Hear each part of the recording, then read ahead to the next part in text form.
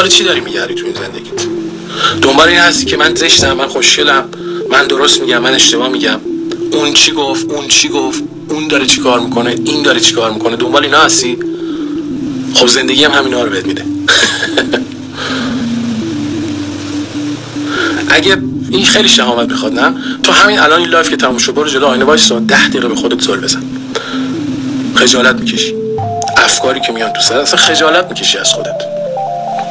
10 دقیقه تو آینه نگاه کن به خودت. بگو تو کی هستی؟ تو اینجا چی کار داری؟ من کیم؟ جریان چیه؟ میبینی که تو اصلا هیچی از خودت نمیدونی. ممکن اصلا یه بازیگر معروفم باشی، یه آدم خیلی مشهور باشی که همه آرزوشون هست که امضا از تو بگیرن. 10 دقیقه جلو آینه وایسا، خیره شو به آینه، نترس، دیوونه نمیشی. بگو تو کی هستی؟ من این کیه؟ من کیم؟ میبینی که هیچ جوابی نداری به خودت بدی. یه سری توهماتو میپرستی دیگه. بچه، اینم بچه، اونم همینجوری یک کمی عقب میبینی هیچ چی دیگه نمونده ازت. ویلون و ویلون، لخت و عریان، اینجوری داستان. بعد به خودت روبرو شی.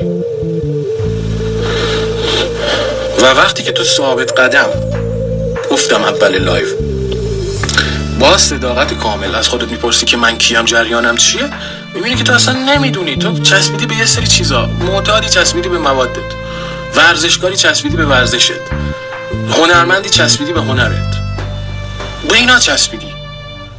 ولی وقتی میگی من کیم، اینا کم کم از کنار میرن. بعد شروع میکنه خودتو میشناسی، زندگی حقیقی رو میفهمی، نفس میکشی، یه لیوان چایی میخوری بهت میچسبه. حرکات تو، زندگی تو شعور بالا دیگه اتفاق میفته. هر چیزی آزارت نمیده، هر چیزی اذیتت نمیکنه. این خیلی مهمه. و واسه به همچین جایی رسیدن باید رو خودت کار کنی. باید یه راهنمایی داشته باشی که این مسیر رو رفته باشه. مثلا تو میخوای شروع بکنی خودتو بشناسی، سوالایی که در ادامه برات پیش میاد که جوابش هم فقط درون خودت هست، اون از قبل اومده باشه بهت بگه تو این کارو کن تا جواب به دست بیاری. راهنمایی که میاد جواب رو به تو میده، راهنما نیست، حواس پرت کنه. مثلا میگی من میخوام خودم رو بشناسم، راهنمای حقیقی به تو چی میگه؟ میگه قلبتو دنبال کن. تو میگی چجوری؟